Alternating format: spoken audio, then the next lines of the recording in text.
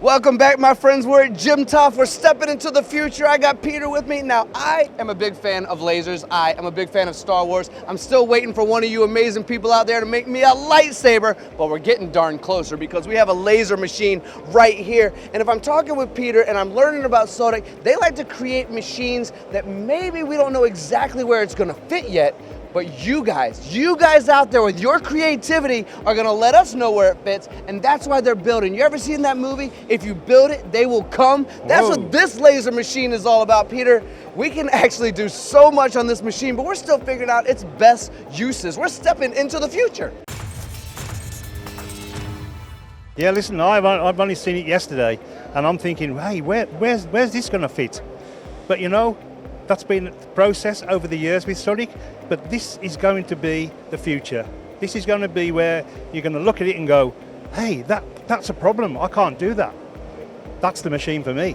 You know, Peter, I think you've been doing this about 40 years. I don't want to date you. You look like you're about 30 years old, but you say you've been doing this for about 40 years, and you just told me I learned about this yesterday. Yeah. For someone of your expertise to be learning about this as well, I can only imagine what the folks on camera want to know about this machine. Well, this machine, it can drill, it can improve the surface finish, it can drill at certain depths. It's really aimed at the medical industry, we think, but hey, let's see. We're going to release the information and we're going to see who comes towards us and who wants a sample cut. It could be defense, it could be aerospace, it could be medical. My opinion, it's medical, but let's see. I like when you say it's my opinion, but let's see, right? And that's gonna come. I wanna ask you a few questions about the general idea of making holes versus etching, the power of a laser. When I think about laser, it always needs an endpoint, right? If I point a laser at the ground, it's gonna stop where it hits the ground. It's not gonna stop halfway between my leg.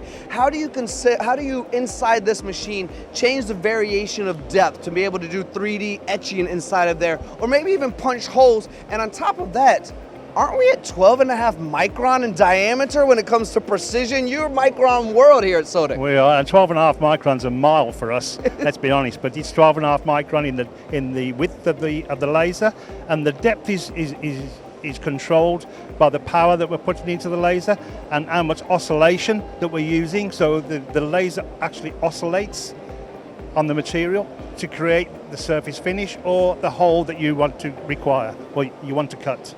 You know, my curiosity continues, and we want to keep these videos around 5 or 6 minutes. My brain won't stop, Peter. It never stops, and I always want to learn more. So we're talking about, you said 12.5 micron is a mile for you guys, right? Yes. In the world of etching, I would say that oftentimes precision it's needed, but it's not micron needed. And what you guys are doing, I'm bringing this full circle to the medical world you mentioned that it might fit into. You're talking truly microns in the etching and the whole world based on the oscillation of the laser itself, right? Yes. And you're getting into materials that hadn't really been touched by Sodic previously. Correct. Well, we generally work with conductive materials, but actually this machine, it doesn't have to be conductive. This machine, it can cut ceramic, so we can cut very thin ceramic parts, which we feel would be fitting into the medical market too.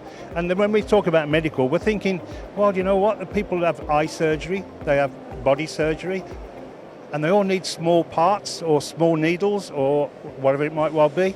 So this is the market that we want to aim for. You know what I've already realized by this conversation, and just so you know, I'm a big fan of prove it to me, show me what you've got going on, and we're gonna walk over there in just a minute to show you guys some parts, so stick around. But I've already immediately started realizing that some of the most successful companies on the planet are those that adapt to technology before we realize how important it is to get there. And a machine like this is gonna help some creative thinkers out there change the way they do their machine shop, guaranteed for more efficiency, for more profitability. That's how this type of machine works. Yes, that's why we take people from university. Every year we take people from university, we bring them into the company, and we've got young ideas, they're young people, they're ambitious. Hey, and this is the product. Yeah, I know you're a little bit younger than me, but do you remember the TV show Jetsons? I do, yes. Yeah, I think this is stepping into the future even is. further than the Jetsons themselves. And if you Google this as we walk on over to these parts, I believe the Jetsons was actually a futuristic show which takes place right around now, so it's a modern thing. But let's invite the camera into this general area. Here's some ceramics, which you're Correct. not normally doing. Correct. Here's a nice little design of some buildings, and here's some etching over here. Let's describe what's going on when we talk about the machine's laser capabilities, Peter. Well, in terms of the ceramic, generally we are conductive, but of course ceramic isn't conductive. So we're cutting holes in there, and we're also etching on the top. And the next subject is actually showing, it's like a hologram. So we're going to control the depth of the laser, so it is creating a hologram in the material. And then we just move on to the materials. So we got stainless steel, we got tungsten, we got SKD11, which is a general tool steel. And there'll be different samples. Some will have holes all the way through, but some will just have like laser marking. It's just to show what this machine's capable of. Somebody out there's got to look at it and go, hey, I can't do that.